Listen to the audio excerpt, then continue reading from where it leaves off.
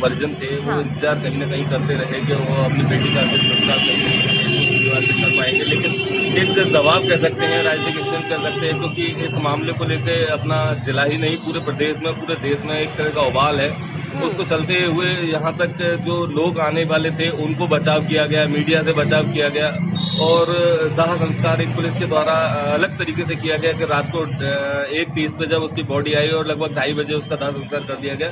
और ये पूरा दाह संस्कार जो युवती का किया गया वो पुलिस के द्वारा किया गया, परिजनों का इसमें कोई इंटरवेंट नहीं किया गया। पुलिस जो परिजनों से हमने पूछा है कि जो कह सकते हैं कि इसकी बजाय पेट्रोल डीजल ऐसी चीजों से उसको दाह संस्कार किया गया है, और आक्रोश भी है लोगों के अंदर। देखिए, आक्रोश लाजमी भी है, और न सिर्फ हाथरस के अंदर, देश भर में इस घटना को लेकर उबाल देखने को मिल रहा है, क्योंकि जिस तरह से ये घटना हुई है वाकई बहुत शर्मनाक है ये घटना। लेकिन पुलिस की तरफ से जो कार्यप्रणाली पुलिस की है उस पर बहुत सारे सवाल उठ रहे हैं, जैसा कि आपने भी जिक्र किया है अंतिम संस्कार को लेकर। पुलिस को यह हक किसने दिया है कि पुलिस की तरफ से अंतिम संस्कार कर दिया जाता है? हालांकि परिजन मना कर रहे हैं, सुबह के लिए परिजन बोल रहे हैं अंतिम संस्कार के लिए।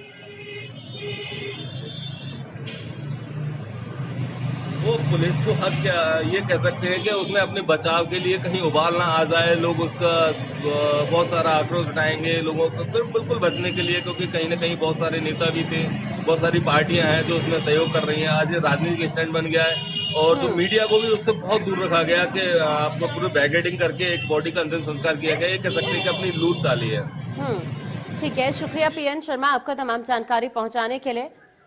लेकिन आपको हम ये बता दें कि जिस तरह से ये घटना सामने आई है उसके बाद हाथरस पुलिस प्रशासन का शर्मनाक चेहरा सामने आया है। पीड़िता के शव का परिवार के बिना ही अंतिम संस्कार कर दिया जाता है। परिवार को पीड़िता का चेहरा भी नहीं देखने दिया गया है। पुलिस ने मीडिया कर्मियों से बदसलूकी भी की है। रात करीब 2:40 पर बिना रीति रिवाज के पीड़िता का अंतिम संस्कार कर दिया गया। थाना चंदपा क्षेत्र के गांव बुलगड़ी की ये पूरी घटना है, और तस्वीरें भी हम आपको दिखा रहे हैं। रात करीब 2:40 पर पीड़िता का अंतिम संस्कार कर दिया गया, और यही कारण है। देखिए, ये 4 तस्वीरें हम आपको दिखा रहे हैं।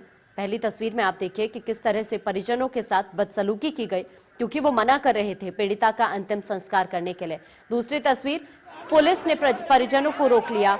दूसरी तस्वीर, निर्भया के शव को लाती हुई पुलिस।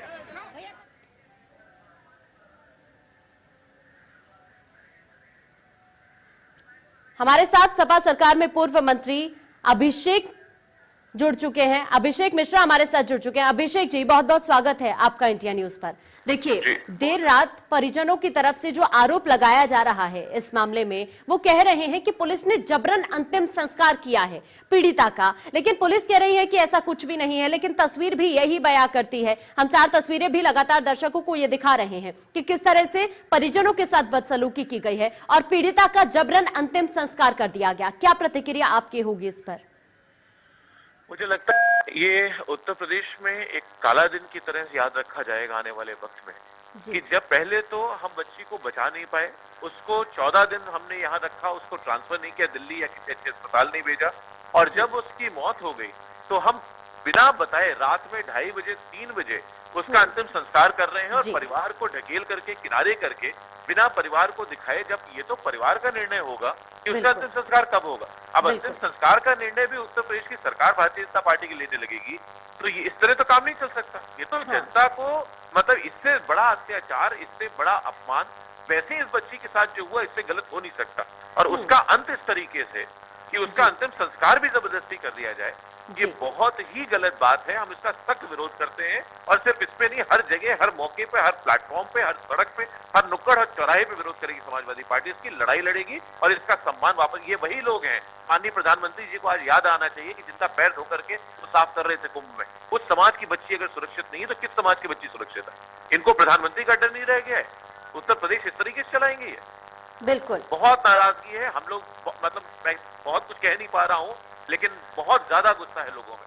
हम लोग सुबह से कम 200-300 लोगों को समझा चुके, भाई शांत रहो, भाई शांत रहो, भाई शांत रहो। पूरा उत्तर प्रदेश उद्वेलित हो रहा है आज इस तरीके से। एक समाज में सिर्फ वो बच्ची किसी एक स्पेसिफिक गरीब बच्ची थी, कमजोर वर्ग से बच्ची थी, इसलिए उसके साथ इस तरह अत्याचार करेंगे। हम जी। होने नहीं देंगे। आप इसमें हाँ। मदद करिए हमारी। मैं जी। आपकी मदद मांगता हूँ, पूरे देश के सामने मदद मांग रहा हूँ, मीडिया से, सब साथियों से मदद मांग रहा जी। हूँ। इस प्रदेश सरकार की सच्चाई दिखा ठीक है। दीजिए, इस बच्ची हाँ। को न्याय दिलाने में समाजवादी बिल्कुल। पार्टी की मदद अभिषेक करें। जी, आप बने रहिए हमारे साथ, लेकिन इसी बीच हमारे साथ कांग्रेस नेता आराधना मिश्रा जी जुड़ चुके हैं। आराधना जी, बहुत बहुत स्वागत है आपका इंडिया न्यूज धन्यवाद पर। आकांक्षा। देखिए, देर रात लगभग 2:40 पर बताया जा रहा है कि ये जो पीड़िता थी, इसका अंतिम संस्कार कर दिया गया। परिजन ये कह रहे हैं कि उनकी मन मर्जी के खिलाफ ये पीड़िता का जो अंतिम संस्कार है वो किया गया है, बिना रीति रिवाजों के अंतिम संस्कार कर दिया गया है पुलिस की तरफ से। पुलिस हालांकि इन आरोपों को नकार रही है, लेकिन तस्वीरें हम लगातार दिखा भी रहे हैं। मीडिया को भी वहां पर जाने से रोक दिया गया। क्या आपकी प्रतिक्रिया होगी इस पूरी घटना को लेकर? सबसे बड़ी बात यह है कि संवेदनशीलता समाप्त हो चुकी है सरकार की, और मैं कहना चाहती हूँ कि असंवेदनशीलता की पराकाष्ठा पार कर चुकी है भारतीय जनता पार्टी की सरकार। जी। सबसे पहले तो एक दलित लड़की जिसके साथ इस तरह की बर्बरता की जाती है, जी। और लगातार पुलिस पहले तो मुकदमा नहीं थी, जब उन पर कांग्रेस पार्टी के कार्यकर्ता दबाव बनाते हैं, प्रियंका जी इस मामले को उठाती हैं, तब जाकर के पुलिस सक्रिय होती है और 2 लोगों को जेल भेज देती है। लगातार वो बेटी यहाँ पे जब अलीगढ़ मेडिकल आराधना जी, कॉलेज, माफी चाहूंगी लेकिन आपको रोक रही हूं यहाँ पर। हमारे साथ इसी बीच एसपी विक्रांत वीर जी जुड़ चुके हैं। विक्रांत वीर जी, बहुत बहुत स्वागत है आपका इंडिया न्यूज पर। जो ये घटना हुई है, हाथरस की जो घटना हुई है, देर रात लगभग 2:30 बजे पीड़िता का अंतिम संस्कार कर दिया जाता है। परिजन ये आरोप लगा रहे हैं कि उनकी मनमर्जी के खिलाफ अंतिम संस्कार किया गया है पीड़िता का। क्या कहना चाहेंगे आप इस मामले को लेकर? क्यों ऐसा किया गया है पुलिस की तरफ से कि बिना रीति रिवाज के पीड़िता का अंतिम संस्कार कर दिया जाता है? जी नमस्कार मैडम। जी। देखिए, जैसा कि आप जानते हैं, कल देर रात्रि को पीड़िता का शव दिल्ली से उसके गांव लाया गया। हाँ। और उसके बाद उनके परिजनों, जो उनके क्लोज के जो रिलेटिव हैं, परिजन हैं उनकी सहमति के हिसाब से ही हम लोग वहाँ, पुलिस प्रशासन लोग मौजूद थी, उनके सहमति से ही उन्हीं के द्वारा अंतिम संस्कार किया गया है। लेकिन सर, वो तो ये कह रहे हैं ना कि उनकी मनमर्जी के खिलाफ अंतिम संस्कार किया गया है। उन्होंने कहा था कि सुबह हम अंतिम संस्कार करेंगे, लेकिन देर रात ही अंतिम संस्कार कर दिया जाता है। इतनी जल्दबाजी क्यों? देखिए, वो परिजनों ने आपस में भी बातें की, वार्ता की। देखिए, काफी लोग थे वहाँ पे, उन्होंने आपस में वार्ता की। सब देखिए, ज्यादा लोग थे, सबकी अपनी अपनी बातें होती हैं, लेकिन बाद में सब लोग राजी हो गए कि रात को ही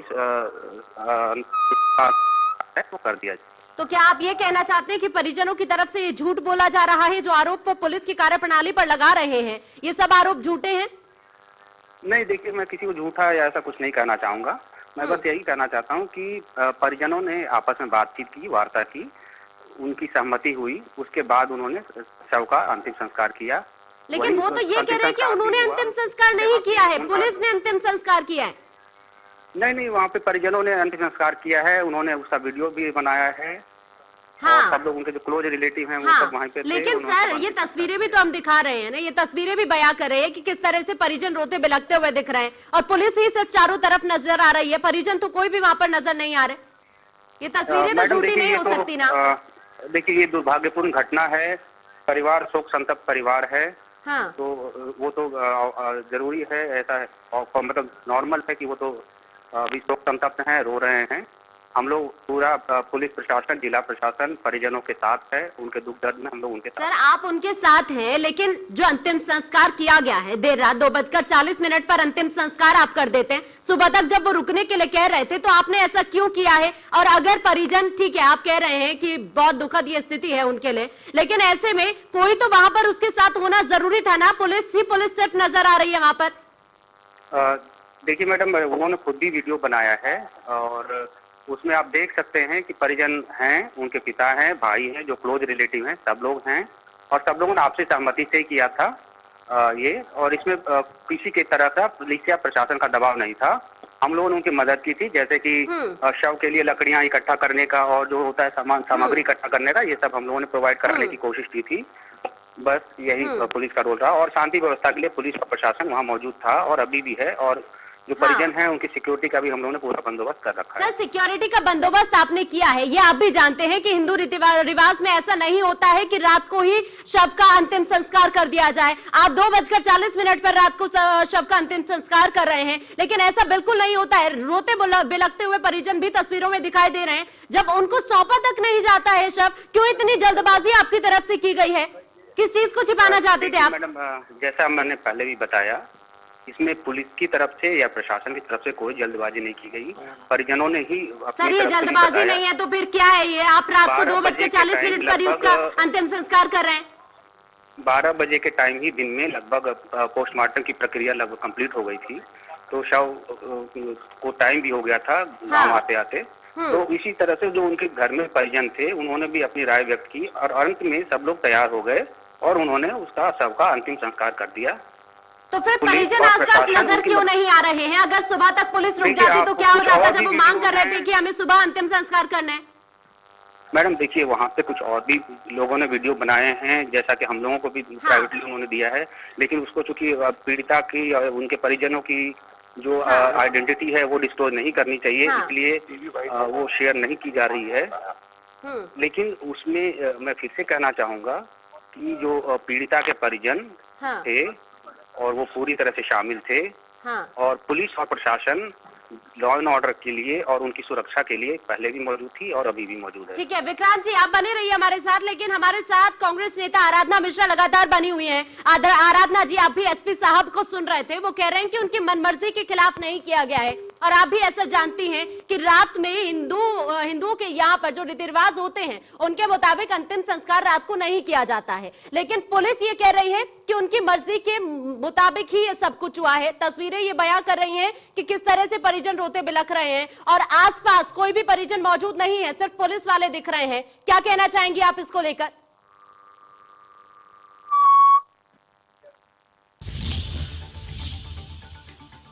शायद आराधना जी से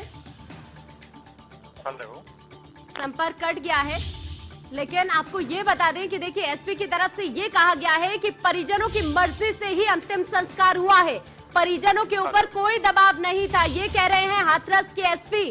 अंतिम संस्कार में पिता और मां शामिल थी, हालांकि परिजन ये आरोप लगा रहे हैं कि उनकी मनमर्जी के मुताबिक अंतिम संस्कार नहीं हुआ है। वो कह रहे थे कि हमें सुबह अंतिम संस्कार करना है, लेकिन पुलिस की तरफ से रात 2:40 पर ही अंतिम संस्कार कर दिया गया है।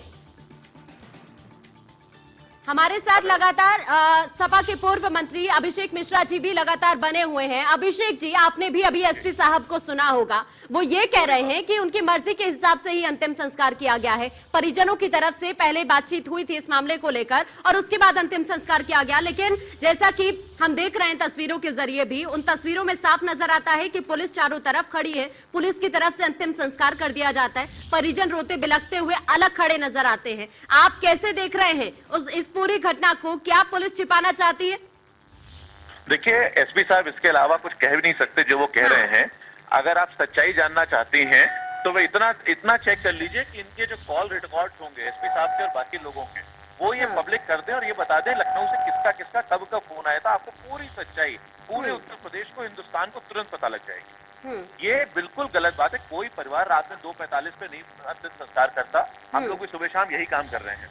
तो ये सिर्फ सच को छुपाने के लिए, देखिए रीति रिवाज भी यही कहते हैं, हिंदुओं के अंदर ये रीति रिवाज है कि रात को शव का अंतिम संस्कार नहीं किया जाता है, लेकिन आप सोचिए कि पुलिस रात को ही शव का अंतिम संस्कार कर देती है। परिजन ये कह रहे हैं कि सुबह हम अंतिम संस्कार करेंगे, लेकिन पुलिस मानने को तैयार नहीं। पुलिस ने जबरदस्ती कराया होगा अंतिम संस्कार, मुझे विश्वास है। परिवार कोई झूठ नहीं बोलता इसमें। एसपी साहब की मजबूरी है, वो इसके अलावा कुछ कह नहीं सकते। जो वो कह रहे हैं वो शासन के लोग हैं, लेकिन इसकी सच्चाई मैंने आपको बताया। इनके कॉल रिकॉर्ड निकाल लीजिए, आपको तुरंत पूरे मामले की सच्चाई सामने आ जाएगी। लेकिन सर कॉल रिकॉर्ड से क्या कुछ सामने आएगा? सबसे बड़ी बात यहाँ पर यह है कि देखिए जिस तरह से ये घटना हुई है हाथरस के अंदर, देश भर में इस घटना को लेकर पूरी तरह से उबाल भी देखने के लिए मिल रहा है, लेकिन ये पुलिस की कार्यप्रणाली पर यहाँ पर बहुत सारे सवाल भी खड़े हो रहे हैं। जिस तरह से अंतिम संस्कार किया गया है इतनी जल्दबाजी में, बिल्कुल सवाल भी हैं और जनता अपने आप अपने मन से जवाब भी दे रही है।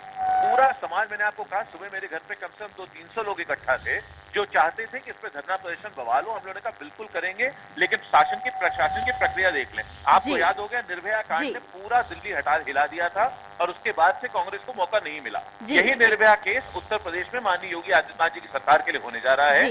ये इसका गुस्सा, मैंने कहा ना, ये वो लोग हैं जिनके प्रधानमंत्री जी स्वयं पैर हो रहे थे और आज उस परिवार की बच्ची के साथ इतनी बड़ी घटना हो गई तो माननीय प्रधानमंत्री जी को या मुख्यमंत्री जी को याद नहीं आ रहा है कि ये वही परिवार है, उसी के समाज के लोग हैं। तो ये इनको इसका जवाब जी। देगा और पुलिस की प्रक्रिया। अभिषेक जी, फिलहाल यहाँ पर हमें रुकना पड़ रहा है। आप हमारे साथ लगातार बने रहिए। इसी खबर पर हम बने साथ हमारे वरिष्ठ सहयोगी अतुल प्रताप सिंह जी न्यूज रूम से लाइव जुड़ चुके हैं। अतुल जी, अभी हमने एसपी से बातचीत की, वो ये कहते हुए इस मामले में नजर आ रहे हैं कि उन्होंने जो अंतिम संस्कार किया है परिजनों की मर्जी के मुताबिक किया है, लेकिन परिजनों की तरफ से ये कहा गया कि वो दरअसल देर रात अंतिम संस्कार नहीं चाहते थे, वो चाहते थे कि सुबह ही पीड़िता का अंतिम संस्कार हो। लेकिन जिस तरह से तस्वीरें भी हम आपको दिखा रहे हैं, आसपास परिजन नजर ही नहीं आते हैं जब अंतिम संस्कार किया गया है। और ये सवाल इसीलिए उठ रहा है कि जल्दबाजी इतनी क्यों थी पुलिस को? बहुत शर्मनाक है दरअसल आकांक्षा की एसपी ये कह रहे हैं, पुलिस के अधिकारी ये कह रहे हैं। सवाल इस बात का है कि इतनी जल्दबाजी क्यों थी, जो आपने भी प्रश्न किया है। सबसे अहम बात यहां पर देखिए कि एक लड़की के साथ गैंगरेप होता है, उसके साथ जिस तरीके से क्रूरता की गई है वो तो अभी चर्चा हो ही रही थी और उस पर जवाब मांगे जा रहे थे पुलिस महकमे से। उसके बाद कितनी लेट लतीफी होती है उसको अस्पताल में भर्ती कराने में, दिल्ली पहुंचाने में, और आखिरकार वो दम तोड़ देती है। लेकिन उसके बाद इतनी जल्दबाजी थी, और जल्दबाजी में आप देखिए कि जो परंपरा होती है, एक सनातन धर्म में परंपरा है कि कम से कम किन तत्वों का इस्तेमाल किया जाता है किसी को मुखाग्नि देने के लिए। यहाँ डीजल पेट्रोल डालकर वो एक गैंगरेप पीड़िता को या किसी को भी अगर जला देते हैं और ये कहते हैं कि परिवार वालों की सहमति से था, तो मुझे लगता है कि एसपी साहब को जरा पढ़ने की जरूरत है या फिर समझने की जरूरत है। आज डिजिटल जमाना है और एसपी साहब को भी ये पता है कि दरअसल किस तरीके से तमाम वीडियो सामने आ चुके हैं, या फिर उसके बाद परिवार वालों का अभी भी तर्क क्या है। परिवार वालों से बातचीत के दौर में हमने सुना प्रशासन ने कोशिश की समझाने की, वो बात बिल्कुल सही है। उन्होंने समझाया कि आप अपने बड़े बुजुर्गों को बुला लीजिए। कई बार परिस्थितियां ऐसी होती हैं कि रात में भी मुखाग्नि दी जाती है। मैं फिर से कह दूं कि बनारस का मणिकर्णिका घाट, उसके अलावा बहुत कम ऐसी जगह हैं या फिर इस परिस्थिति को अगर हम देखें जहां पर ऐसा कुछ होता है, नहीं तो रात में मुखाग्नि की कोई बात नहीं है। आप उस पहलू को भी छोड़ दें। मेरा सवाल यह है, अगर आपके लिए वाकई बहुत विशेष परिस्थिति ऐसी बन गई थी, बहुत तनाव वहां पर हो गया था, आप बहुत अच्छे तरीके से कम दिल्ली में ही उसको अंतिम संस्कार के साथ वो सम्मान तो दे सकते थे जो कि मौत के बाद किसी को मिलना चाहिए। बाकी तो क्या सम्मान दुनिया में उसको मिला वो हमने उसके पहले देखा। लेकिन आप वहां पर घर पर उस बॉडी को पहुंचा देते हैं और फिर घर वालों पर दबाव बनाते हैं। घर वाले कहते हैं, माँ वहां पर लिपट कर रो रही है और वो कह रही है कि कम से कम हल्दी तो लगा दूं। उसकी बात को भी किनारे कर दिया गया। परिवार वालों का भी अपना तर्क था। उन्होंने कहा कि हम इतनी रात में नहीं करेंगे, ये परंपरा के मुताबिक नहीं है, सुबह का भी इंतजार हम कर सकते हैं। लेकिन वहां पर उनको समझाने बुझाने की बजाय समझाने के बाद असल में दबाव बनाने की कोशिश की गई और ये भूल गए एसपी साहब हो या तमाम अधिकारी कि वो जो तर्क दे रहे हैं आप हमारे साथ बने रहिए। लेकिन इसी बीच एक बड़ी खबर सामने आ रही है, मुझसे दर्शकों को रूबरू करा देते हैं इस वक्त की बहुत बड़ी खबर हम आपको बताने जा रहे हैं। एक्सक्लूसिव खबर, हाथरस के एसपी विक्रांत वीर का वीडियो पर सवाल खड़े हो रहे हैं। एसपी विक्रांत वीर ने परिजनों पर दबाव बनाया है, ये बड़ी जानकारी हम आप तक पहुंचा रहे हैं। एसपी की तरफ से कहा गया, घर वाले तो आप लीड लेते नहीं हो और बाहर वाले आकर काम बिगाड़ रहे हैं, ये बात एसपी कह रहे हैं। ये बड़ी जानकारी हम आप तक पहुंचा रहे हैं और नाम आपका बदनाम होगा, ये बात एसपी की तरफ से कही गई है। एसपी विक्रांत वीर, हम आपको ये वीडियो भी दिखाएंगे, लेकिन आपको ये बता देंगे, ये देखिए ये वीडियो हम आपको दिखा रहे हैं। हाथरस के एसपी विक्रांत वीर की वीडियो पर ये सवाल उठ रहे हैं। एसपी विक्रांत वीर ने परिजनों पर दबाव किस तरह से बनाया है, ये वीडियो हम आपको दिखा रहे हैं। घर वाले तो आप लीड लेते नहीं हो, ये कह रहे हैं एसपी, और बाहर वाले आकर काम बिगाड़ रहे हैं। आप जरा सुनिए क्या कह रहे हैं एसपी। और इनको समझाइए। और ये बाहर आप, क्योंकि घर वाले जो है ना ओम प्रकाश जी, घर वाले तो आप लीड लेते नहीं हो और बाहर वाले आकर के आपका काम बिगाड़ रहे हैं और नाम आपका बदनाम होगा। नाम तो देखिए हमें नहीं याद है। अच्छा, झूठ बोले इतने सब रिश्तेदारों का सबका नाम हमें याद है। अब चलिए वहाँ पे चलिए, साइड करना पड़ेगा, ठीक है ना। और इनको समझाइए। और ये बाहर आप, क्योंकि घर वाले जो है ना ओम प्रकाश जी, घर वाले तो आप लीड लेते नहीं हो और बाहर वाले आकर के आपका काम बिगाड़ रहे हैं और नाम आपका बदनाम होगा। नाम तो देखिए हमें नहीं याद है। अच्छा, झूठ बोले इतने सब रिश्तेदारों का सबका नाम हमें याद है। अब चलिए वहाँ पे चलिए, साइड करना पड़ेगा, ठीक है ना। और इनको समझाइए। तो आपने सुना कि किस तरह से ये एसपी विक्रांत वीर को आप सुन रहे थे, वो परिजनों पर दबाव बना रहे हैं। हालांकि परिजन किस तरह से रोते बिलख रहे हैं आपने देखा भी है इस वीडियो में। हमारे साथ हमारे सहयोगी लगातार अतुल न्यूज रूम से जुड़े हुए हैं। अतुल जी, देखिए हमने अभी दर्शकों को ये वीडियो दिखाया है कि किस तरह से वो दबाव बना रहे हैं। इस वीडियो के जरिए वो किस तरह से कह रहे हैं कि आप लीड लेते नहीं हो, बाहर वालों को आप ये हक दे देते हो। ये किस तरह से, कितनी शर्मनाक है ये बात, जरा तस्वीर के जरिए हम देख सकते हैं।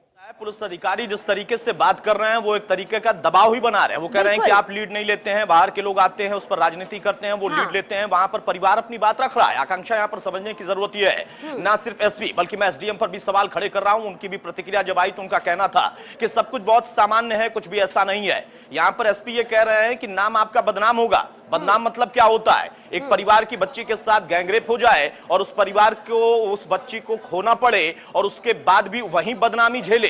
ये एक अधिकारी कह रहे हैं, एसपी रैंक के अधिकारी कर रहे हैं। वहां का शासन प्रशासन किस तरीके की लिपापोती कर रहा था। और ये सिर्फ वीडियो की बात नहीं है, वो तस्वीर कि रात में किस तरीके से गांव के ठीक बाहर चुपके से वहां पर लकड़ी इकट्ठा की जाती है, वहां पर उसकी बॉडी को पेट्रोल छिड़ककर या डीजल छिड़ककर जला दिया जाता है और फिर ये तोहमत भी परिवार पर लग जाता है कि परिवार की रजामंदी से हुआ था, बाद में वो मुकर गए। ये वीडियो क्या बाद में बन गए थे? ये तमाम ऐसे सवाल हैं, लेकिन सबसे अहम सवाल है कि मानवता वाकई खुद ही इन पुलिस कर्मियों ने भी।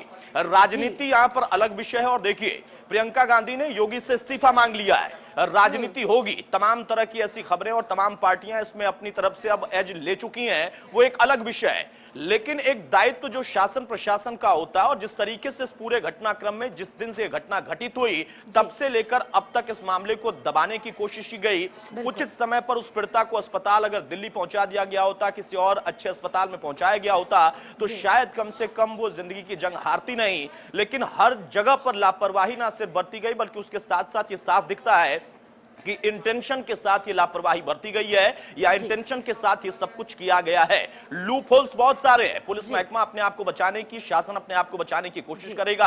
अब यहां पर सरकार से हमें उम्मीद जरूर है कि हाँ, उस पर सख्ती दिखाए। और कम से कम योगी के रहते इस तरीके की घटना होने के बाद अभी भी अगर पुलिस कर्मियों का इस तरीके का मनोबल है कि वो सब कुछ बिल्कुल सीधे सीधे उस परिवार पर तोहमत डाल रहे हैं और अपने आप को पाक साफ बता रहे हैं, तो यहां पर एक कड़े कदम की जरूरत है।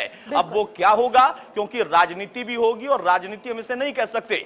विपक्ष में कभी कोई और दल था और तब निर्भया कांड हुआ, तो क्या हम कहें कि उस वक्त वो राजनीति कर रहे थे? इसको अगर राजनीति से जोड़कर बीजेपी देखेगी तो उसके लिए नुकसानदेह है। यहां पर सबसे बड़ी बात है कि एक परिवार के साथ इस तरीके की घटना हुई, एक लड़की के साथ इस तरीके की क्रूरता होती है और फिर उसके बाद कम से कम अंतिम संस्कार जो उसका इतना तो अधिकार था, वहां पर इस तरीके का व्यवहार उसके साथ किया गया, उसके शरीर के साथ किया गया, मृत शरीर के साथ। तो ये अपने आप में कम से कम एक सभ्य समाज की छवि नहीं है। एक सभ्य समाज में ऐसा नहीं होता है। जिन लोगों को यह तर्क देना आता है, कम से कम वो सोचें कि अगर उनके परिवार के साथ इस तरीके का व्यवहार हुआ, सामान्य मौत भी अगर उनके परिवार में होगी और वहां पर कोई पेट्रोल डालकर और डीजल डालकर उनको आग लगा दे, तो फिर उन पर क्या गुजरेगी और किस तरीके से उनकी मानवीय संवेदनाएं जागने लगेंगी। कम से कम इस परिवार की इतनी तो संवेदनाएं थी, इतना उनका अधिकार था। लेकिन अब एसपी के तर्क कितने ज्यादा आगे बढ़ेंगे, कितना वो अपने आप को बचाएंगे, अपने अधिकारियों को, अपने पुलिसकर्मियों को बचाएंगे। एसडीएम साहब को लगता है कि सब सामान्य है, वो बहुत सामान्य तरीके से हो गया, तो उनके हिसाब से तो शायद गैंगरेप की घटना भी सामान्य होगी,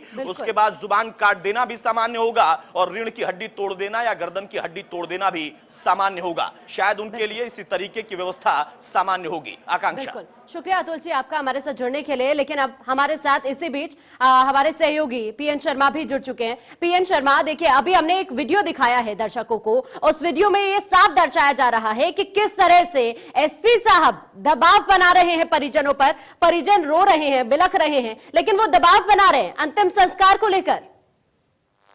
जी बिल्कुल कहा जा सकता है। जो देखने को हम ये जो माहौल है ये बहुत गर्म था और उनका एक कहीं कोशिश पूरी थी कि जैसे भी हो इसको जल्दी से जल्दी खत्म किया जाए और दाह संस्कार होना इनके लिए प्रमुखता एक टारगेट बन गया था। ये कह सकते हैं कि हिंदू रीति रिवाज के साथ में जो जलाया जाता है उसकी लकड़ी है, सामान है, वो ये पुलिस प्रोवाइड कराती है। ऐसा पहली बार हुआ है कि जो सामान है जलाने का अंतिम संस्कार का वो पुलिस कर रही है, बजाय रीति रिवाजों के बगैर ही अंतिम संस्कार कर दिया जाता है। पीड़िता का पेट्रोल डीजल डालकर अंतिम संस्कार किया गया है। पीड़िता का, ये शर्मनाक नहीं तो आखिरकार ये है क्या? एक पीड़िता को उसके सम्मान के साथ कम से कम अंतिम संस्कार ही उसका कर दिया जाता। जी बिल्कुल वही है जो सबसे पहले टारगेट था उनका कि इसको कैसे भी इस टेंशन को खत्म किया जाए। उनके लिए ये बहुत बड़ी टेंशन बन गई थी, क्योंकि ये आक्रोश केवल अपने जिले में या प्रदेश में नहीं पूरे देश में है। सभी राजनीतिक पार्टियां भी इसमें इन्वॉल्व हो चुकी हैं। सभी की वही, क्योंकि एक दलित बेटी के साथ में दुराचार हुआ, उसके बाद में उसकी मौत हो गई है, तो सभी में आक्रोश है एक पुलिस प्रशासन के खिलाफ। और बड़ा उस आक्रोश को खत्म करने का सबसे बड़ा जो इन्हें मौका तलाश किया था वो यही था कि यदि इसका अंतिम संस्कार नहीं होता तो और भी बवाल होने के चांसेस थे। इसके चलते इन लोगों ने रात को 2:40 पे इसका दाह संस्कार कर दिया, वो अपने तरीके से। जी ठीक है पीएन, आप हमारे साथ बने रहिए। लेकिन जिस तरह से ये घटना सामने आई है, पुलिस का जो अमानवीय चेहरा सामने आ रहा है, जो वीडियो हमने आपको दिखाया है, ये वाकई दर्शाता है कि पुलिस की तरफ से किस तरह से दबाव बनाया गया है। लेकिन अब हम आपको सुनवाते हैं कि मृतका की मां की तरफ से क्या कुछ कहा गया है। हम चाहते हैं हमारी बेटी को घर तक ले जाया जाए। हमारे जो हिंदू नियम है, हमें हल्दी वगैरह लगानी होती है, हम अपनी बेटी को हल्दी वगैरह लगा के हमारी आखिरी बच्ची की विदाई है। अब लौट के तो दोबारा नहीं आएगी। हम अपनी बच्ची की अपने घर से ही, दरवाजे से ही विदाई करना चाहते हैं। पीएन शर्मा, देखिए हमने सुना कि किस तरह से पीड़िता की जो मां है वो रो रही हैं, बिलख रही हैं, और वो चाहती थी कि उनकी बेटी का जो अंतिम संस्कार है वो उनके दरवाजे से ही किया जाए। वो चाहती थी कि सुबह उनकी बेटी का अंतिम संस्कार किया जाए, लेकिन पुलिस की तरफ से देर रात ही अंतिम संस्कार किया जाता है बिना रीति रिवाजों के। सीधा सा मालूम है कि हिंदू रीति रिवाज के अनुसार ये रात में दाह संस्कार होने का, अंतिम संस्कार का कोई कारण ही नहीं बनता। जो भी रहते हैं वो सुबह होता है, शाम को होता है। सुबह के लिए सभी की डिमांड थी, पर पुलिस का एक सीधा सा कोशिश यही था कि जैसे भी हो इसको जल्दी दाह संस्कार हो जाएगा तो फिर आगे की जो अशांति होने के चांसेस हैं वो खत्म हो जाएंगे। सामाजिक संगठन है, कुछ नेता हैं, कुछ राजनीतिक पार्टियां हैं, वो सब लोग इसमें इन्वॉल्व नहीं हो पाएंगे और उससे पहले ही इसका अंतिम संस्कार कर दिया जाए। तो वही एक तरीका था कि जो लगभग रात को 2:40 पे इसका अंतिम संस्कार कर दिया। लेकिन देखिए, अंतिम संस्कार अगर रात को किया गया है इन सब कारणों की वजह से, तो कम से कम पूरे सम्मान के साथ तो अंतिम संस्कार किया जा सकता था ना। पेट्रोल डीजल डालने की जरूरत क्या पड़ गई थी? क्या थोड़ी देर इंतजार नहीं कर सकती थी पुलिस? क्यों इतनी जल्दबाजी में थी पुलिस? बिल्कुल, अंतिम संस्कार के लिए वेट भी किया जा सकता था। सुबह भी उसको तरीके से हिंदू रीति रिवाज के अनुसार जलाया जा सकता था। लेकिन सबसे बड़ी पुलिस के अंदर जो कह सकते हैं कि सभी राजनीतिक पार्टियां हैं, सामाजिक संगठन है, पूरे देश में एक उबाल था। सफदरगंज पे भी, वहाँ दिल्ली से लेके हाथरस तक हर जगह कैंडल मार्च है, आक्रोश है लोगों में, नारे हैं। उससे कहीं ना कहीं बचाव की प्रक्रिया थी कि सबसे पहले यदि ये बॉडी का दाह संस्कार किया जाता है तो बहुत सारी चीजों से वो बचाव कर पाएंगे। तो यही कारण रहा कि उसको जल्दी से जल्दी उनको जलाने का एक सबसे बड़ा मोटिव यही था, केवल इसका दाह संस्कार किया जाए, इस बॉडी को यहाँ से हटाया जाए। बिल्कुल, देखिए, और ये लग भी रहा है, ये देखकर लग भी रहा है कि परिजन आसपास है भी नहीं है, और किस तरह से पुलिस वहां पर दाह संस्कार कर रही है, किस तरह से पुलिस की तरफ से अंतिम संस्कार किया गया है पीड़िता का। चारों तरफ पुलिस ही पुलिस नजर आती है, दूर है परिजन काफी, और वो रोते बिलखते रहे हैं। उनकी तरफ से वीडियो में भी ये साफ तौर पर दिख रहा है कि किस तरह से वो मना कर रहे हैं, लेकिन पुलिस मानने को तैयार नहीं।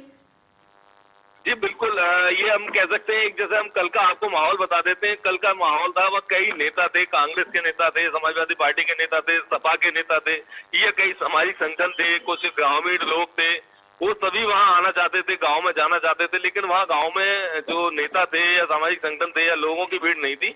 यहाँ पे आईजी थे, कमिश्नर थे, डीआईजी थे, डीएम थे, एसपी थे। ये कह सकते हैं कि ये नेताओं की भीड़ या सामाजिक संगठन के लोगों की भीड़ होनी चाहिए थी, उसकी जगह केवल पुलिस और अधिकारियों की भीड़ थी।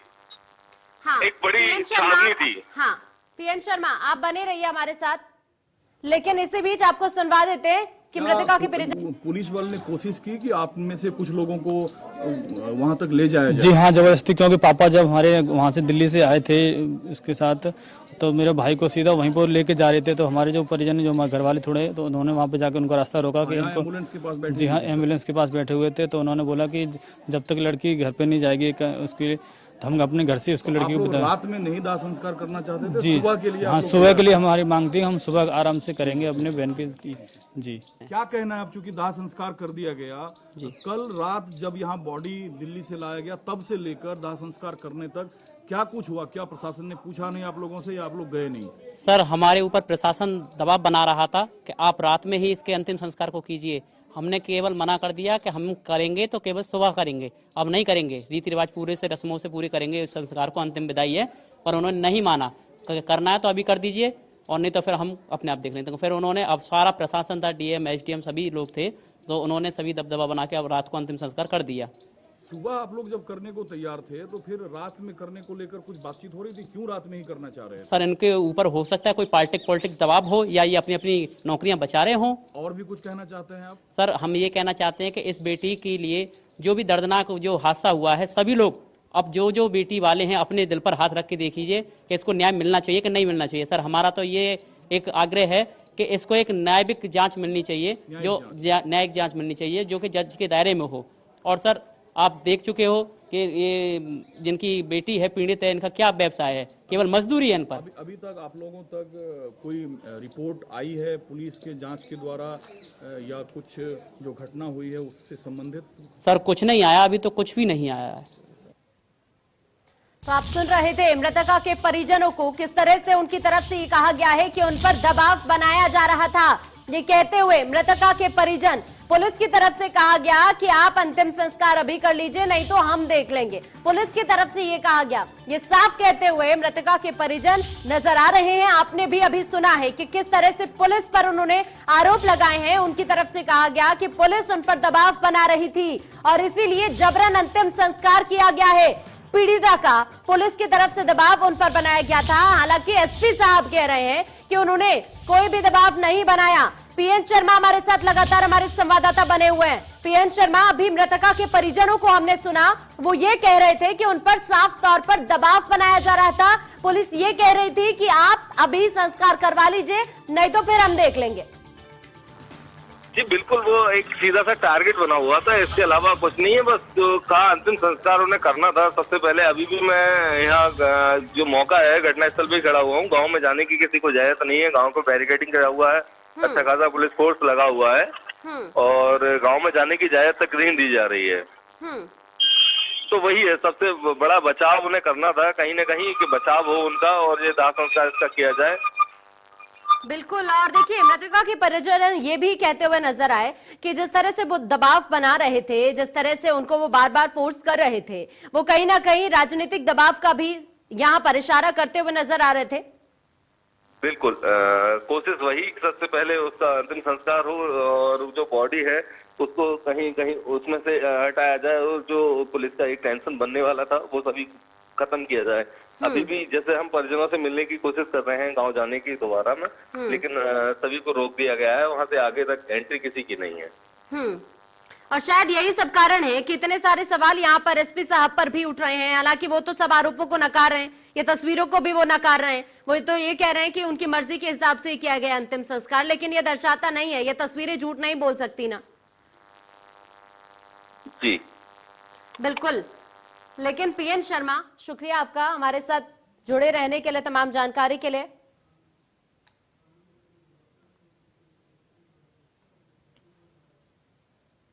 और इस घटना को देखते हुए, हाथरस में जो ये घटना हुई है उसको देखते हुए प्रियंका गांधी वाड्रा ने ट्वीट किया है। प्रियंका गांधी की तरफ से हाथरस की घटना पर ट्वीट किया गया है। ये बड़ी खबर आप तक पहुंचा रहे हैं। रात 2:30 बजे परिजन गिड़गिड़ाते रहे, ये प्रियंका ने ट्वीट में कहा। पीड़िता के शरीर को प्रशासन ने जबरन जला दिया।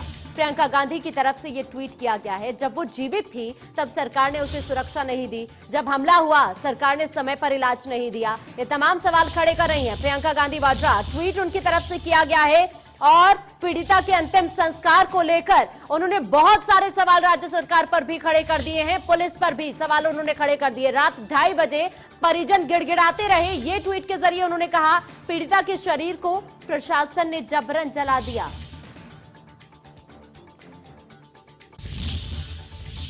उधर इस पूरी घटना को लेकर एक के बाद एक ट्वीट सामने आ रहे हैं। बसपा सुप्रीमो मायावती की तरफ से भी हाथरस की घटना को लेकर ट्वीट किया गया है। बसपा सुप्रीमो मायावती की तरफ से हाथरस की घटना पर ट्वीट किया गया है।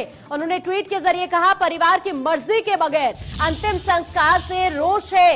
ये उन्होंने अपने ट्वीट के जरिए कहा है। ये ट्वीट हम आपको दिखा रहे हैं जो बसपा सुप्रीमो मायावती की तरफ से किया गया है हाथरस की घटना को लेकर। उन्होंने कहा, परिवार की मर्जी के बगैर अंतिम संस्कार से रोष है, माननीय सुप्रीम कोर्ट प्रकरण का संज्ञान ले, ये उन्होंने मांग की है।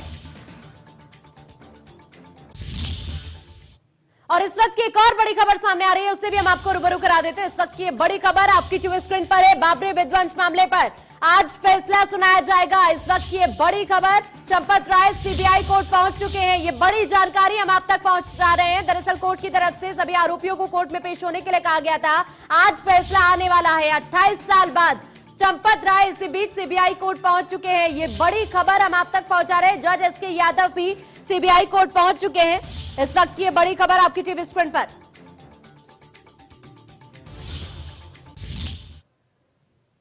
और चलिए फिलहाल